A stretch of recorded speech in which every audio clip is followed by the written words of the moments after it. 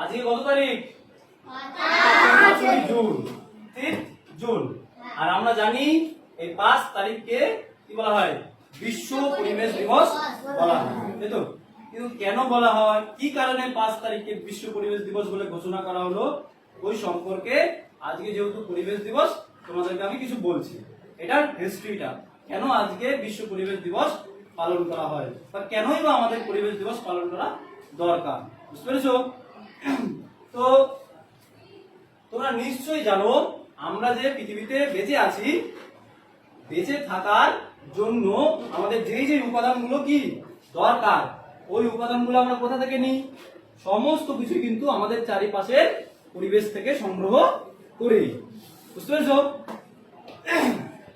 তারপরে আমাদের বেঁচে থাকার জন্য প্রয়োজনীয় যে অক্সিজেন, যেটা সাহায্যে আমরা আমাদের শ্বাসকার্য চালাই, অর্থাৎ নিঃশ্বাস ও প্রশ্বাস আমরা গ্রহণ করি, সেটা আমরা কোথা থেকে পাই? আমাদের পরিবেশের বায়ুমণ্ডল থেকে পাই। কিন্তু দিনে দিনে আমরা যেই হারে পরিবেশের কাছ থেকে নিচ্ছি, আমরা কি পরিবেশ থেকে নেওয়ার পর পরিবেশকে কিছু দেই? যে তুমি যখন দোকান থেকে কিছু কেনো, একটা বিস্কিট 2 টাকা দামের, তখন তুমি দোকানদারকে কত টাকা দাও? 2 টাকা দাও। তার মানে তুমি কিছু নিচ্ছ, তার বিনিময়ে তুমি কিছু দিচ্ছ, তাই তো? কিন্তু তুমি যে প্রতিনিয়ত পরিবেশ থেকে অক্সিজেন নিচ্ছ, মৃত্তিকাকে কর্ষণ করে তুমি কি করছো? চাষবাস করছো, দিয়ে ফসল উৎপাদন করছো, তারপরে সেটা খাদ্য হিসেবে তুমি গ্রহণ করছো, কিন্তু তার বিনিময়ে তুমি কি পরিবেশকে কোনো কিছু দিয়েছো কোনোদিনও?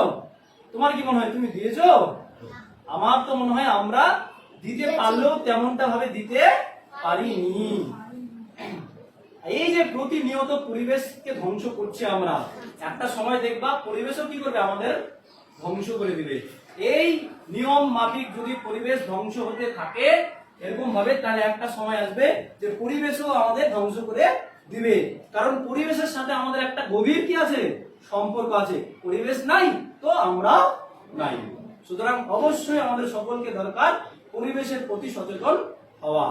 এই যে তোমাদের আমি পড়িয়েছি পরিবেশ ও বনভূমির মধ্যে, যে গাছের পরিমাণ যত কমবে বা বনভূমির পরিমাণ যত কমবে, তাতে কি হতে পারে?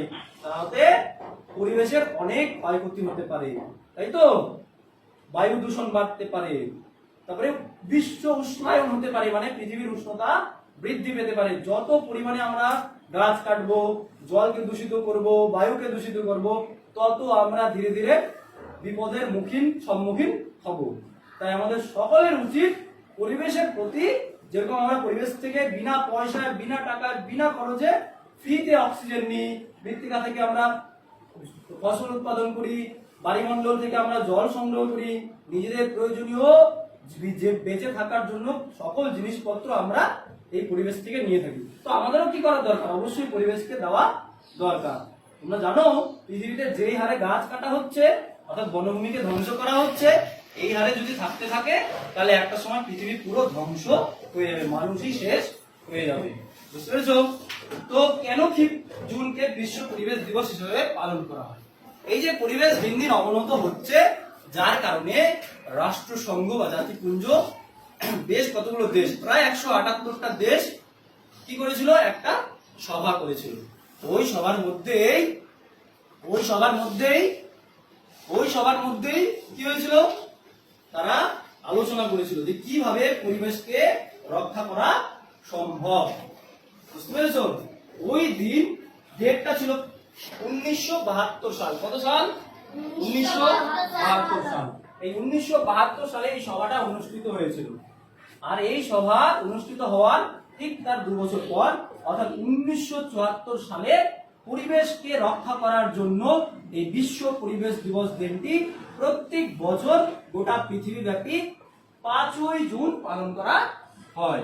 তাহলে আমরা সকলেই বুঝলাম কেন বিশ্ব পরিবেশ দিবস পালন করা হচ্ছে।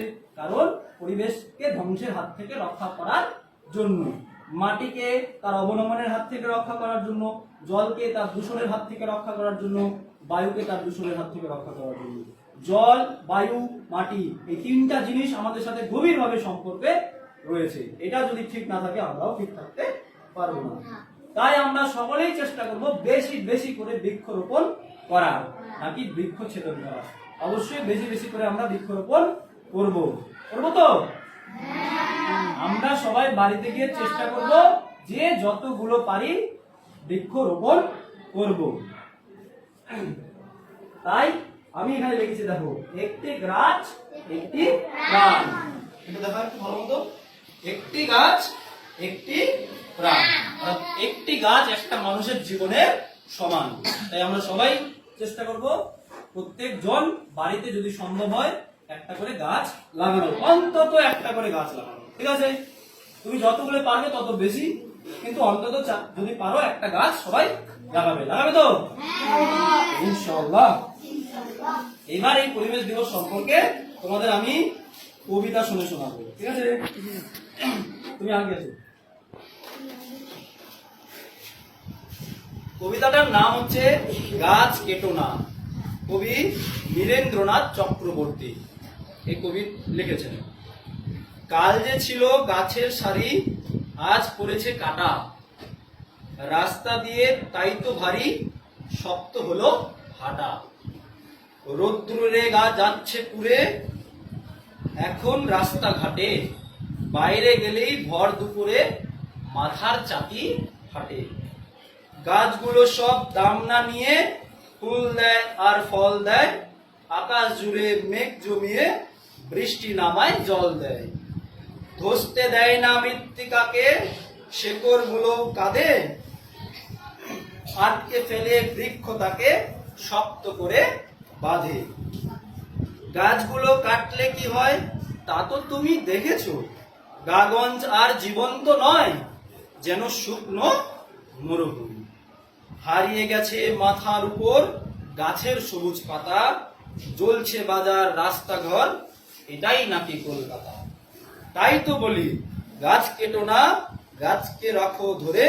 না হলে ভাই লক্ষ্মী সোনা বাঁচবে কেমন করে। আরো একটা কবিতা আছে, এই কবিতা বলেই আমি আমার বক্তব্য শেষ করব। কবিতাটার নাম গাছের যত্ন নিন। শুনেছি একটি গাছ একটি প্রাণ, মনের সুখে গাছ লাগাও। এখন কেউ করে না বৃক্ষরোপণ, করছে সবাই বৃক্ষ ছেদন। যখন তীব্র রোদে মানুষ খোঁজে গাছের শীতল ছায়া, তবুও বৃক্ষ ছেদন করতে কারোর হয় না দেখি মায়া। গাছের জানি প্রাণ আছে, তারা মুখ বুজে সব সয়। গাছেরা এভাবেই আমাদের জীবনে বারবার নিয়ে আসে প্রলয়। আসুক একজোট হয়ে সকলে মিলে করি মোরা বৃক্ষরোপণ। জানি তবেই প্রকৃতির চিরসবুজ হয়, তাতেই বাঁচবো মোরা সারা জীবন। ধন্যবাদ।